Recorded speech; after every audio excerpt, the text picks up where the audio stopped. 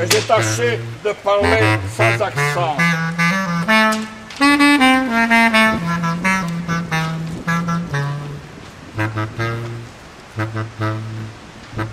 Comment voulez-vous que ce gouvernement et cette présidence française s'intéressent au théâtre, à la littérature et à la poésie, alors qu'ils ne tiennent jamais parole, qu'ils n'ont aucune parole?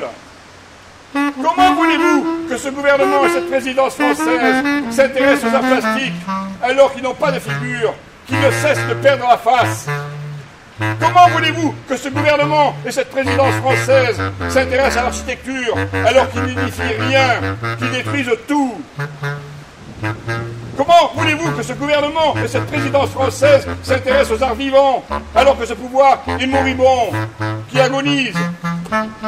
Comment voulez-vous que ce gouvernement et cette présidence française s'intéressent aux autres cultures, des autres continents, alors qu'ils ne cessent de chasser tout ce qui est étrange du territoire français?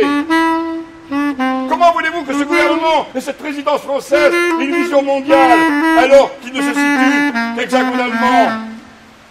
Comment pourraient-ils défendre leurs artistes de manière internationale, alors que ces enjolivés parvenus sont de petits franchouillards, limités à leurs petites frontières, qui ne connaissent que les boutiques de Lily, Passy, Auteuil, la musique cucu, la praline et le cinéma de merde?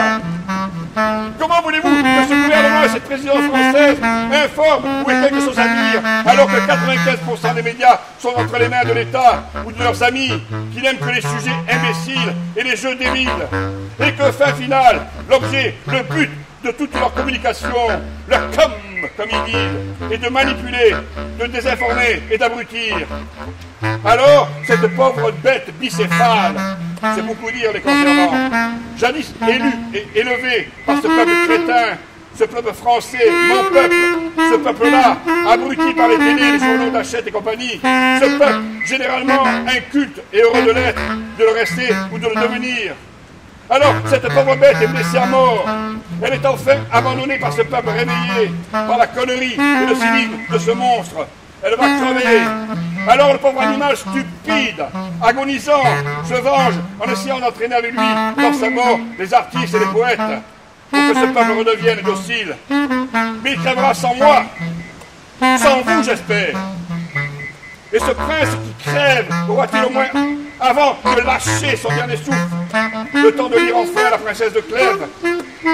Désormais, convaincus dans leur bref passage au pouvoir de leur éphémérité, ils se vengent sur tout ce qui est provisoire, comme les intermittents du spectacle, les salariés temporaires de l'art et de la culture, et les intérimaires qui prennent une poignée d'euros ici pour pouvoir faire leur boulot d'artiste ailleurs.